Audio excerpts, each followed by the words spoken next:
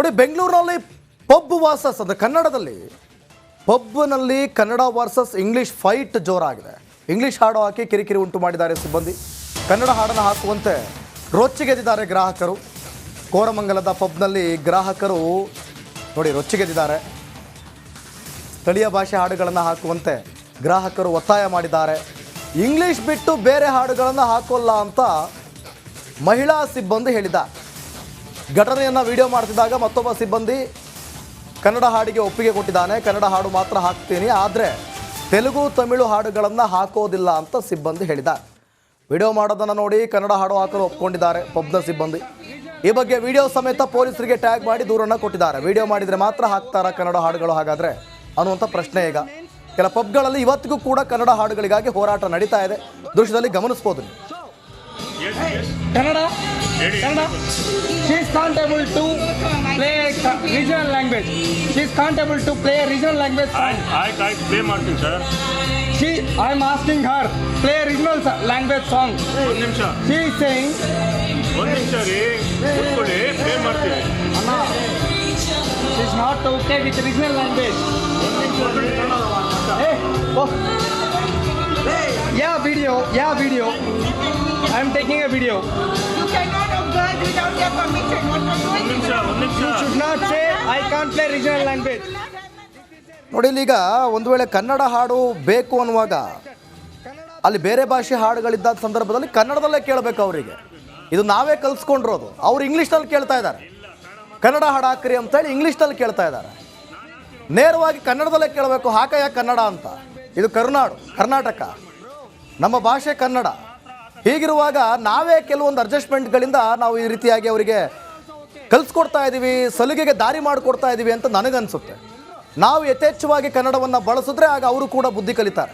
ಕೇಳುವಾಗಲೂ ಕೂಡ ಕನ್ನಡ ಇರಬೇಕು, ಅವ್ರು ಕೇಳೋ ರೀತಿಯಲ್ಲೂ ಕೂಡ ಕನ್ನಡ ಇರಬೇಕು. ಕನ್ನಡದಲ್ಲೇ ಕೇಳಬೇಕಿತ್ತು, ಹಾಕ್ರಿ ಕನ್ನಡದಲ್ಲೇ ಅಂತೇಳಿ. ಆದರೆ ಅವರಿಗೂ ಅರ್ಥ ಆಗಬೇಕು, ಅದಕ್ಕೋಸ್ಕರ ಅವರು ಆ ರೀತಿ ಕೇಳಿದ್ದಾರೆ ಅಂತ ಕಾಣುತ್ತೆ. ಒಟ್ಟಲ್ಲಿ ಕನ್ನಡ ಹಾಡುಗಳನ್ನು ಬಳಸಿ ಅನ್ನೋದೇ ನಮ್ಮ ಆಶಯ.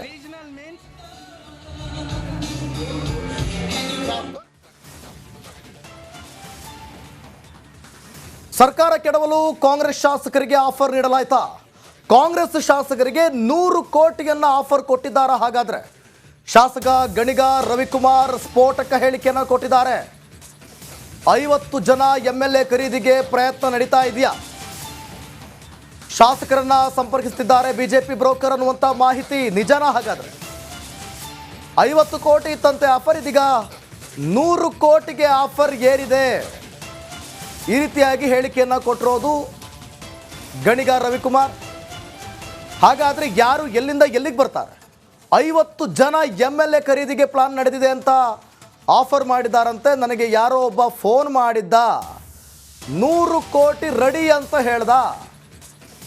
100 ಕೋಟಿ ನೀನು ಇಟ್ಕೊಳ್ಳಯ್ಯ, ನಿನ್ನ ಯಾರು ಇಡಿ ಅವರು ಹಿಡಿಯುತ್ತಿಲ್ವಾ ಅಂತ ಹೇಳಿದ್ದೇನೆ ಅಂತ ಅವ್ರು ಅಂದಿದ್ದಾರಂತೆ. ಇಡಿ ಅವರಿಗೆ ಕರೆ ಮಾಡಬೇಕು ಅಂತಲೂ ಕೂಡ ಚಿಂತಿಸಿದೆ ಅಂತ ಹೇಳಿದ್ದಾರೆ. ಏನು ಹೇಳಿದ್ದಾರೆ ನೋಡೋಣ. ಈಗ 50 ಕೋಟಿಯಿಂದ 100 ಕೋಟಿಗೆ ಹೋಗಿದ್ದಾರೆ. 100 ಕೋಟಿ ಕೊಡ್ತೀವಿ. ಮೊನ್ನೆ ಯಾರೋ ಒಬ್ಬ ಫೋನ್ ಮಾಡಿದ್ದ, ಸರ್ 100 ರೆಡಿ, ಎಲ್ಲಿಗೆ ಬರ್ತೀರಾ? 50 ಜನ MLAಗಳನ್ನ ಪರ್ಚೇಸ್ ಮಾಡೋಕ್ಕೆ BJP ಅವರು 100, ಈಗ 50ರಿಂದ 100ಕ್ಕೆ ಹೋಗಿದ್ದಾರೆ BJP ಅವರು. ನನಗೆ ಯಾರೋ ಒಬ್ಬ ಫೋನ್ ಮಾಡಿದ್ದ, 100 ಕೋಟಿ, 100 ಕೋಟಿ ನೀನು ಈಗ ಯಾವನು ಗಿಡಿ ನಿನ್ನ ಹಿಡ್ಕೊಂಡು ಹೋಯ್ತಲ್ವಾ ಅಂತ ನಾನು ಇಡಿ ಅವ್ರಿಗೆ ಫೋನ್ ಮಾಡೋಣ ಅಂತಿದ್ದೆ.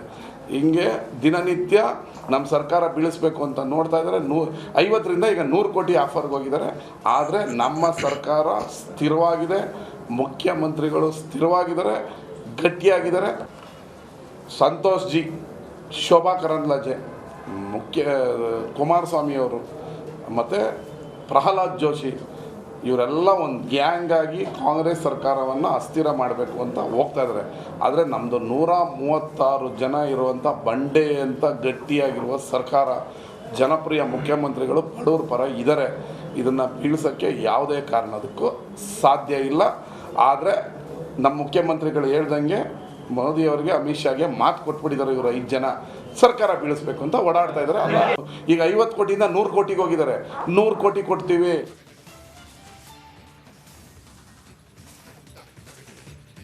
ಜಾರಕಿಹೊಳಿ ಬ್ರದರ್ಸ್ ಕೋರ್ಟ್ಗೆ ಸಿದ್ದರಾಮಯ್ಯ ಎಂಟ್ರಿ ಕೊಡ್ತಿದ್ದಾರಂತೆ. ಒಂದೇ ತಿಂಗಳ ಅವಧಿಯಲ್ಲಿ 2ನೇ ಸಲ ಗೋಕಾಕ್ಗೆ ಭೇಟಿ ಕೊಟ್ಟಿದ್ದಾರೆ. ಮೂಡ ಹಗರಣ ಟೆನ್ಷನ್ ಇದ್ರೂ ಕೂಡ ಸಿಎಂ ಬೆಳಗಾವಿ ಪ್ರವಾಸವನ್ನು ಹಮ್ಮಿಕೊಂಡಿದ್ದಾರೆ. ಗೋಕಾಕ್ ಮೂಡಲಗಿಯಲ್ಲಿ ರಾಯಣ್ಣ ಪ್ರತಿಮೆ ಲೋಕಾರ್ಪಣೆಯನ್ನು ಮಾಡ್ತಾರೆ. ನಾಳೆ ಬೆಳಗ್ಗೆ 11:45ಕ್ಕೆ ಬೆಳಗಾವಿ ವಿಮಾನ ನಿಲ್ದಾಣಕ್ಕೆ ಸಿಎಂ ಆಗಮಿಸ್ತಾರೆ. ಬೆಂಗಳೂರಿನಿಂದ ವಿಶೇಷ ವಿಮಾನದಲ್ಲಿ ಸಿಎಂ ಸಿದ್ದರಾಮಯ್ಯ ಎಂಟ್ರಿ ಕೊಡ್ತಾರೆ. ಕೌಜಲಗಿಯಲ್ಲಿ ಸಂಗೊಳ್ಳಿ ರಾಯಣ್ಣ ಪ್ರತಿಮೆಯನ್ನು ಲೋಕಾರ್ಪಣೆ ಮಾಡ್ತಾರೆ. ನಾಳೆ ಬೆಳಗ್ಗೆ 11:45ಕ್ಕೆ ಬೆಳಗಾವಿಗೆ ಎಂಟ್ರಿ ಕೊಡ್ತಿದ್ದಾರೆ. ಮೂಡಲಗಿಯಲ್ಲಿ ಸಿದ್ಧವಾಗಿರುವಂಥ ರಾಯಣ್ಣನ ಪ್ರತಿಮೆ, ಈ ಪ್ರತಿಮೆಯನ್ನು ಲೋಕಾರ್ಪಣೆಗೊಳಿಸ್ತಾರೆ. 11:45ಕ್ಕೆ ಬೆಳಗಾವಿ ವಿಮಾನ ನಿಲ್ದಾಣಕ್ಕೆ ಆಗಮಿಸ್ತಾರೆ. ಬೆಂಗಳೂರಿನಿಂದ ವಿಶೇಷ ವಿಮಾನದಲ್ಲಿ ಸಿಎಂ ಸಿದ್ದರಾಮಯ್ಯ ಎಂಟ್ರಿ ಕೊಡ್ತಾರೆ. ಕೌಜಲಗಿಯಲ್ಲಿ ಸಂಗೊಳ್ಳಿ ರಾಯಣ್ಣ ಪ್ರತಿಮೆ ಲೋಕಾರ್ಪಣೆ ಇದೆ. ಹಾಗಾಗಿ ನೋಡಿ, ಈಗಾಗಲೇ ಸಿಎಂ ಸಿದ್ದರಾಮಯ್ಯ ಅವರಿಗೆ ಮೂಡ ಟೆನ್ಷನ್ ಇದೆ. ಫೈಲ್ಗಳ ಮೇಲೆ ಫೈಲ್ಗಳು ಓಪನ್ ಆಗ್ತಾ ಇದೆ. ರಿಪಬ್ಲಿಕ್ ಕನ್ನಡ ಎಕ್ಸ್ಕ್ಲೂಸಿವ್ ಮಾಹಿತಿಯನ್ನು ಜನರ ಮುಂದೆ ಇಡ್ತಾ ಇದ್ದೀವಿ. ಮತ್ತೊಂದು ಕಡೆ ಸರ್ಕಾರ ಉರುಳುತ್ತೆ ಅನ್ನುವಂಥ ಮಾತುಗಳನ್ನು ವಿಪಕ್ಷ ನಾಯಕರು ಹೇಳ್ತಿದ್ದಾರೆ. ಇದರ ಬೆನ್ನಲ್ಲೇ ಪ್ರವಾಸವನ್ನು ಹಮ್ಮಿಕೊಂಡಿದ್ದಾರೆ.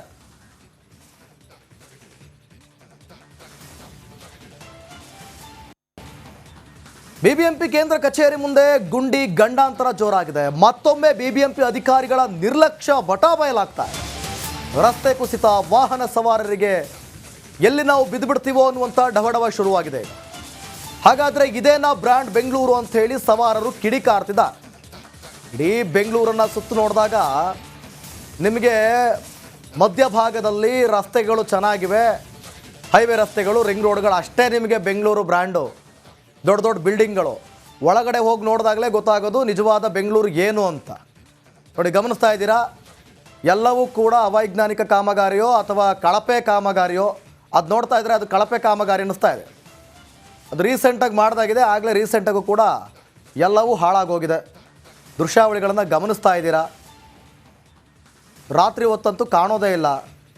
ಆ ಸಂದರ್ಭದಲ್ಲಿ ಏನು ಬೇಕಾದರೂ ಆಗ್ಬೋದು. ಜನರಿಗೂ ಕೂಡ ಈಗ ಅದೇ ಭಯ. ಬಿಬಿಎಂಪಿ ಕೇಂದ್ರ ಕಚೇರಿ ಮುಂದೆಯೇ ರಸ್ತೆ ಗುಂಡಿ.